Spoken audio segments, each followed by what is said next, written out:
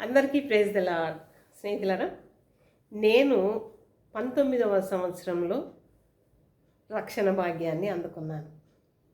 ఇంకా రక్షింపబడిన తర్వాత ఎలా ఉంటుంది? కొత్త ఉత్సాహం, కొత్త సంతోషం. ఎప్పుడు ప్రార్థన కూటము ఎక్కడుంటుందా అని ఎదురు చూస్తాం కాదంటారా? మరి ఉపవాస ప్రార్థనలు ఎక్కడున్నాయి? వెళ్ళాలి.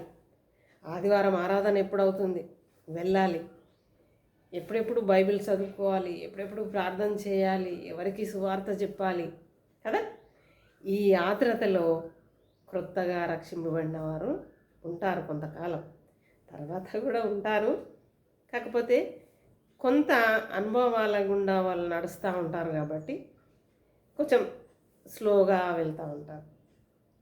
దేవుని బిడ్డలారా, మరి నేను కూడా రక్షింపబడిన తర్వాత ఇంకా ఒకటే పోరాటం. ఎప్పుడు చూసినా బైబిల్, ఎక్కువగా ప్రార్థన, సంఘ కార్యక్రమాలలో ఎప్పుడు ఏది వినబడ్డా పరిగెత్తడమే. అలా ఉండేదాన్ని. అలా నేను విశ్వాసంలో ముందుకు నడుస్తున్న క్రమంలో మరి నాకు సంబంధించిన కొందరు అనేక విధాలుగా నన్ను విమర్శించేవారు. ఏమో రక్షింపబడ్డదంట, ఇంకా ఈమెకే పెద్ద విశ్వాసం ఉందంట, ఈమెనే ప్రార్థన చేస్తుందంట, ఉపవాస ప్రార్థనలంట, ఆగట్లేదు, బైబిల్ పట్టుకొని ఒకటే పరుగు, మాకు లేదా దేవుడు అంటే భయం, మాకు లేదా విశ్వాసం, ఇట్లా ఇంకా ఎన్నో ఇలాంటి మాటలు చాలా విన్నాను. దేవుని బిడ్డలారా, చాలా విన్నాను.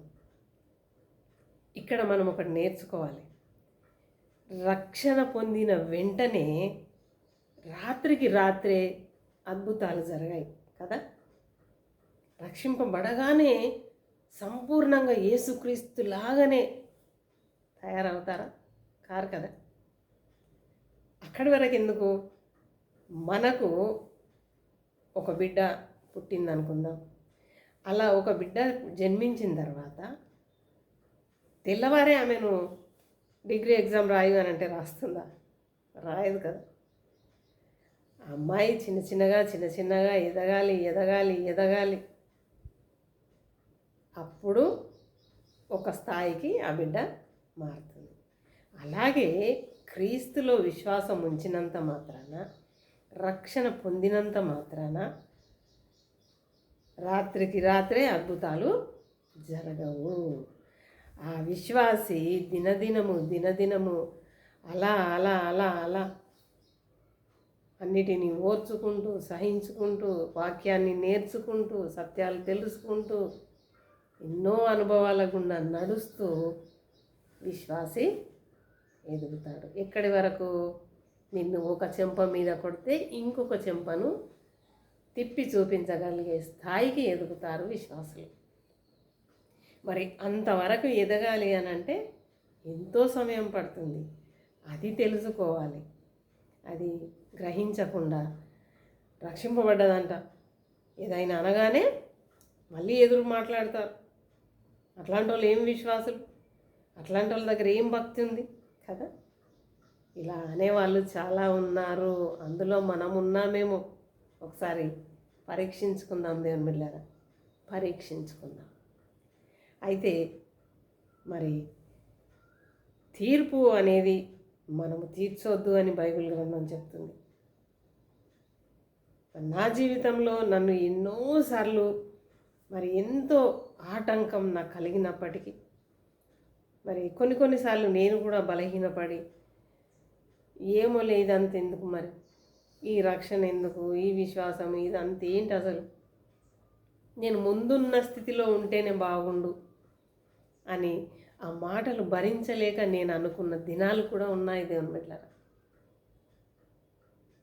నాకు ఇంకా రక్షణ వద్దు, ఈ విశ్వాసం వద్దు, బైబిల్ వద్దు, ప్రార్థన వద్దు, ముందు ఎట్లా ఉంటేనో సినిమాలు షికార్లు అట్లుంటేనే బాగుంటుంది. ఈ మాటలన్నీ అందరు ఏదో ఒకటి అంటుంది, ఎంత కనమని భరించాలి నేను, అట్లా అనుకునేదాన్ని. మరి నేనే కాదు, ఇంకా అలా అనుకునే వాళ్ళు ఉన్నారు కావచ్చు. దేవుని బిడ్డలారా, ఒకటి మనము గ్రహించాలి. విశ్వసించిన తన క్రమంలో, అలా ఎదుగుతున్న క్రమంలో మనము ఇలా మాటి మాటికి వారిని ఏదో ఒకటని వారి ఆత్మను కృషింపజేస్తే దానిని గురించిన మరి పరీక్ష అనేది దేవుని లెక్కలో ఉంటుంది. కాబట్టి మనం మాట్లాడే ప్రతి మాట, మనం విమర్శించే ప్రతి విమర్శన దేవుని లెక్కకు వెళ్తుంది. కాబట్టి దేవునిలాగా విశ్వసించినంత మాత్రాన యేసుక్రీస్తు మనసు కంప్లీట్గా ఎవరికి రాదు. కొంత వాళ్ళు నేర్చుకుంటూ ఉంటారు. కాబట్టి ఈ సత్యాన్ని గ్రహిద్దాం. ఎవరిని తీర్పు తీర్చకుండా మన మట్టుకు మనం సరి అయిన క్రమంలో నడిచే ప్రయత్నము చేద్దాం. రోమపత్రిక 2వ అధ్యాయం 1వ వచనంలో ఒక మాట ఉంటుంది, తీర్పు తీర్చు మనుషుడా నీవెవడవైనను సరే నిరుత్తరుడవై ఉన్నావు అంటే అర్థం ఏంటి? నిరుత్తరుడు అనంటే ఎటువంటి జవాబు నీ దగ్గర లేదు. వ్యభిచారం చేత పట్టబడిన స్త్రీని యేసుక్రీస్తు అంటాడు కదా, మీలో ఎవరు పాపం చేయకపోతే ఆమె మీద రాయేయండి అని అంటాడు. ఒకవేళ మీరు పరిశుద్ధులైతే ఒకసారి పరీక్షించుకోండి అని అర్థం. మరి వారిని వారు పరీక్షించుకున్నప్పుడు వారి దగ్గర ఏమైనా జవాబు దొరికిందా? నేను ఈ విషయంలో కరెక్ట్ ఉన్నాను అని ఎవరైనా చెప్పారా? జవాబు వారి దగ్గర లేదు. కాబట్టి ఆ రాళ్ళు అక్కడ పారేసి వెళ్ళిపోయారు. మనము కూడా అంతే దేవుని బిడ్డలారా. మన దగ్గర మన నుంచి నాలో ఈ మంచి ఉంది అని చెప్పగలిగే స్థితిలో మనం ఉన్నామా?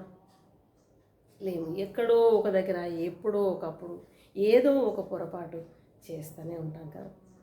మరి అలాంటప్పుడు ఇంకొకరికి తీర్పు తీర్చే ఆ హక్కు నీకెక్కడిది?